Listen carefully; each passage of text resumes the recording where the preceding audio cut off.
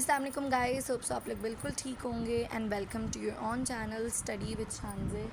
सो आज के लेक्चर में हम करेंगे, हमने रेस्पिरेटरी डिसऑर्डर्स कर रहे थे। मेन जो टॉपिक है उसके सब टॉपिक्स ब्रोंकाइटिस हम कर चुके थे लास्ट लेक्चर में।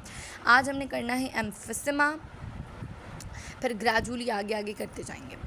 सो एम्फिसेमा क्या है? Emphysema is a respiratory disease. ये एक रेस्पिरेटरी मतलब कि ब्रीदिंग का ही डिज़ीज़ है, मतलब एयर पैसेज का ही डिज़ीज़ है। So where there is over inflation, मतलब कि swallowing of the alveoli in the lungs. Inflation या इन्फ्लेमेशन एक ही बात है। So emphysema is a respiratory disease where there is over, मतलब बहुत ज़्यादा इन्फ्लेमेशन हो जाती है एल्वियोलाई के in the lungs, causing a decrease in lung function, जिसकी वजह से causing a decrease in lung. तो आप कहेंगे क्यों डिक्रीज़ क्यों हो जाता है लंग फंक्शन?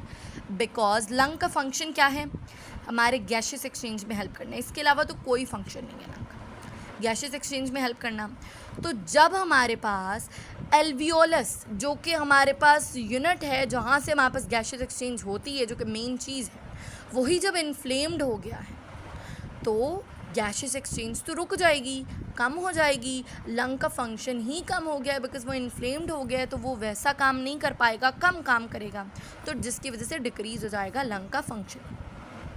अब सिम्टम्स देखेंगे, हर में कॉज देखेंगे, ट्रीटमेंट देखेंगे। सो सिम्टम्स की अगर हम बात करें, so the main sign of emphysema is increasing breathlessness. सही से बात है, सिम्टम में पता चल रहा है एल्वियोलस ओवर इन्फ्लेम्ड हो गया है, तो एल्वियोलस ही बेसिकली गैसेस एक्सचेंज करता था, तो सिम्टम तो हमें सामने पता चल रहा है कि भाई हमारे पास ब्रेथलेसनेस जो है वो इंक्रीज़ हो जाएगी। तो the main sign of emphysema is increasing breathlessness, मतलब कि सांस नहीं आएगी, सांस की कमी हो जाएगी। In advance case the patient finds it difficult to walk.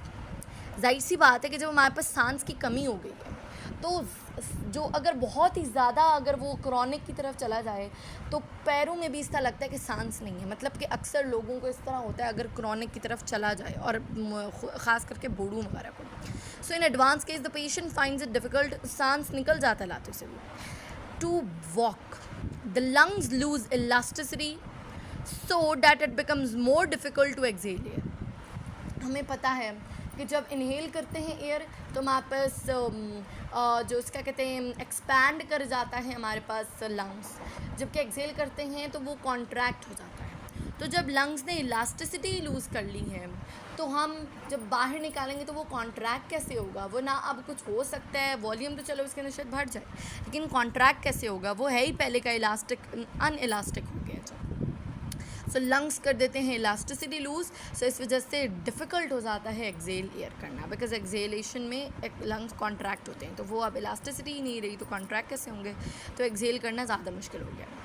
So inflammation and narrowing of the finer bronchioles also occur. Alveolus की इन्फ्लेमेशन होती है तो एल्वियोलस के पीछे हमारे पास ब्रोंक्यूल्स आते हैं, फिर ब्रोंकाई, फिर ट्रिकिया।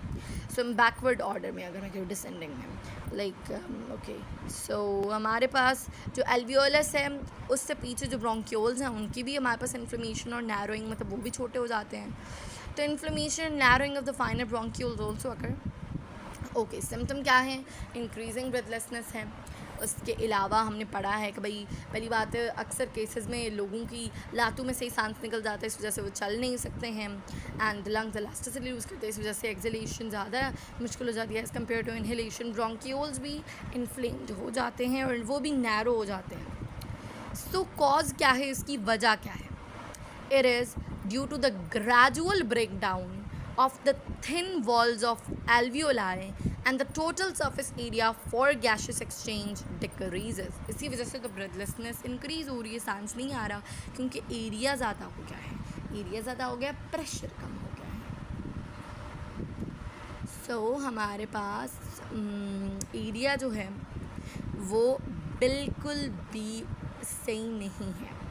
सो जो कॉज है, it is due to the gradual breakdown of the thin walls of alveoli and the total surface area, और जो टोटल सरफेस एरिया है ना गैसेस एक्सचेंज के लिए, and the total surface area for gases exchange decreases. जो area है हमारे पास total surface area वो कम हो गया है, पहले मैंने थोड़ा अपोजिट बोल दिया, sorry.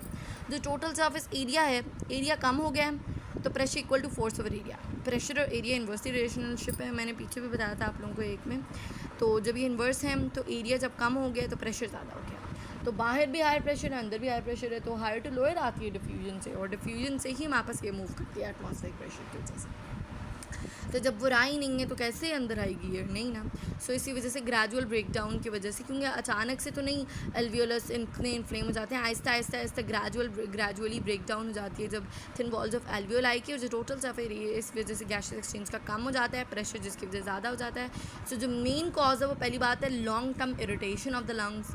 Most commonly cigarette smoking जो है वो बेसिकली इरिटेट कर देती है, या एयर पोल्यूशन, इंडस्ट्रियल डस्ट, के पीछे हमने पढ़ा है कि भाई कॉज ये ब्रोंकाइटिस की भी थी।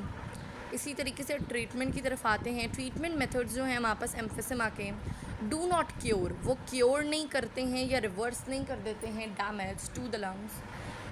मतलब कि जो अब इन्फ्लेमेशन हो गई है एल्वियोलस की, जो बुरी हालत हो गई है, वो बेहतर हो सकती है, बिल्कुल रिवर्स बैक नहीं कर सकती है, बिल्कुल एक्यूरेट नहीं हो सकती है।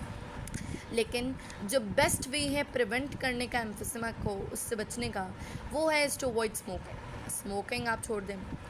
A variety of medications may be used in the treatment of emphysema, because ये बहुत ही ज़्यादा एक ओवर इन्फ्लेमेशन हो जाती है, तो वरना बंदा मर भी सकता है, सांस ना ले तो हम मर ही जाएंगे ना।